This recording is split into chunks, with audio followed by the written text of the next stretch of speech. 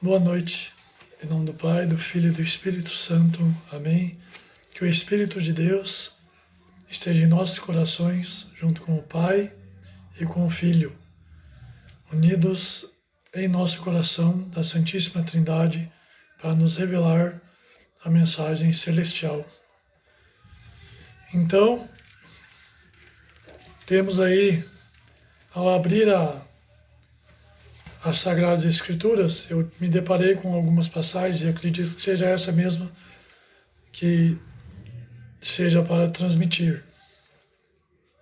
A primeira delas, a base para o vídeo de hoje, está lá em Jonas 3.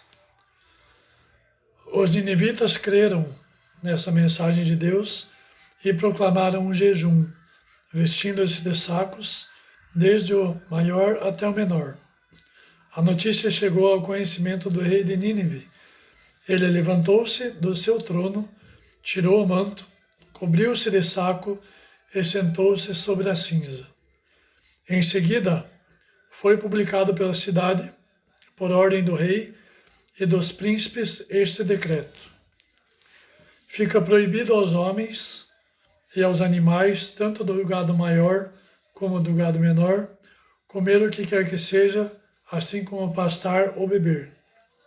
Homens e animais se cobrirão de sacos. Todos clamem a Deus em alta voz, deixe cada um o seu mau caminho, e converta-se da violência que há em suas mãos. Quem sabe, Deus se arrependerá, acalmará o ardor de sua cólera e deixará de nos perder.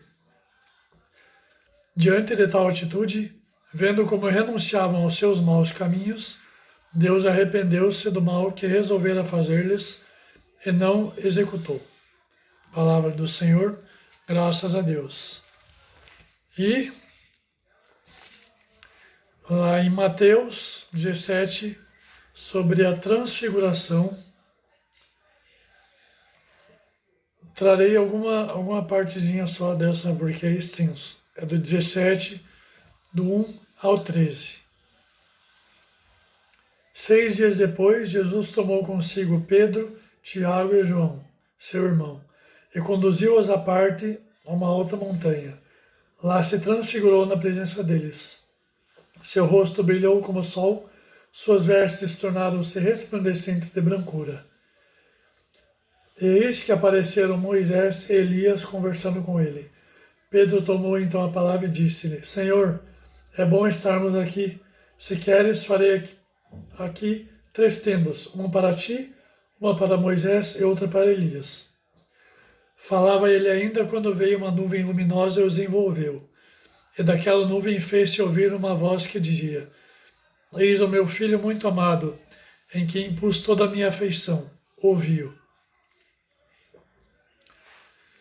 Ouvindo esta voz, os discípulos caíram com a face por terra e tiveram medo. Mas Jesus aproximou-se deles e tocou-os, dizendo: Levantai-vos e não temais. Eles levantaram os olhos e não viram mais ninguém, senão unicamente Jesus. Palavra do Senhor, da salvação, glória a vós, Senhor. E, um pouco à frente,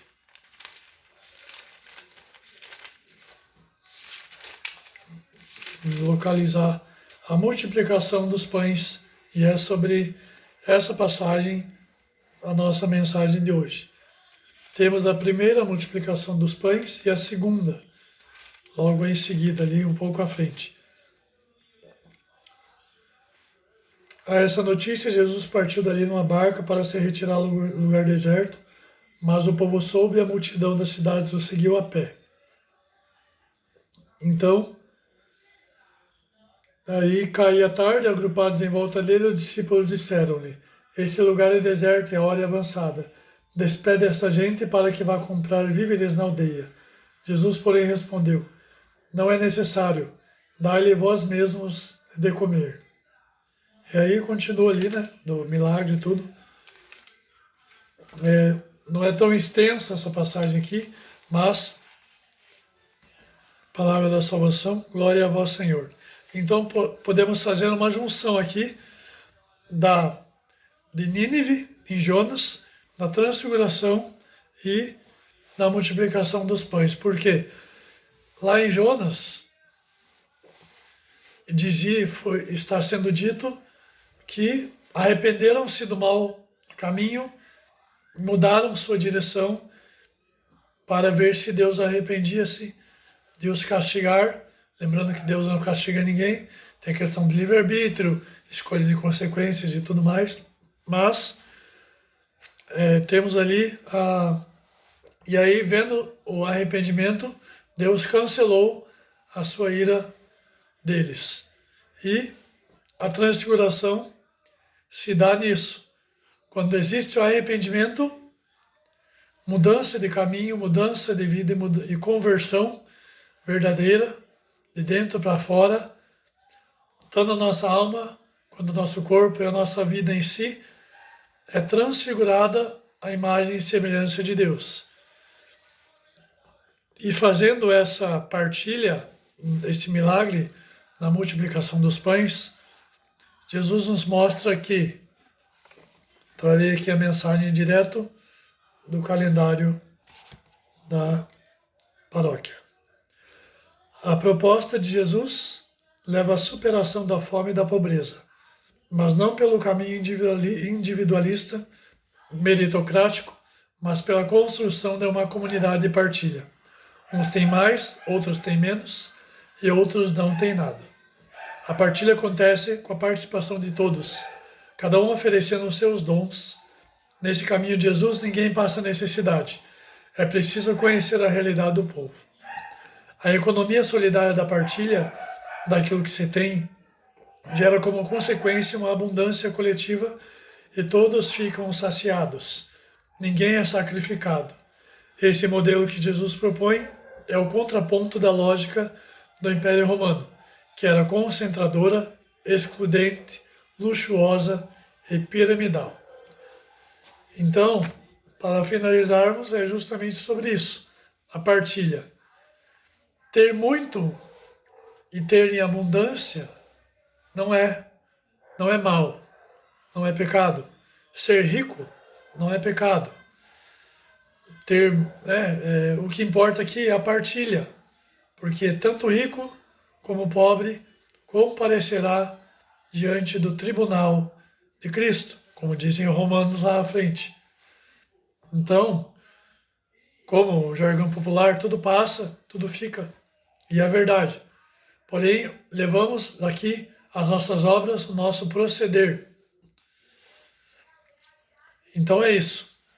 Nada mais a declarar. Acredito que tudo que foi dito aqui, a junção das 3 passagens em Jonas e as 2 passagens do Evangelho de Mateus, juntamente com essa mensagem, ela fez uma